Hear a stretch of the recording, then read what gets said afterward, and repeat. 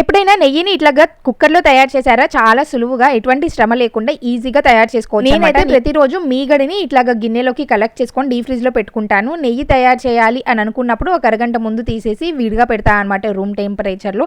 Stove మీద cooker ని పెట్టుకొని ఈ మీగడ మొత్తం కూడా వేసేసుకొని లో ఫ్లేమ్ లో ఇది మొత్తం కరిగిన తర్వాత మూతను పెట్టేసి పైన ఇన్ కేస్ పొంగితే ఆ చెమ్మంతా మనకి జిడ్డులాగా అంటకుండా ఉండాలి అని టిష్యూ పేపర్ ని పెట్టి విజిల్ పెట్టాను. ఒక విజిల్ వచ్చిన తర్వాత మనం స్టవ్ కట్టేసి ఆవిరి మొత్తం పోయిన తర్వాత మూతను ఓపెన్ చేయాలి. మూతను ఓపెన్ చేసి లో ఫ్లేమ్ లోనే మనము నెయ్యిని మొత్తం కూడా కరగపెట్టుకోవాలన్నమాట. చూసారా చక్కగా ఫస్ట్ స్టేజ్ లో మనకి ఇలా ఉంటుంది.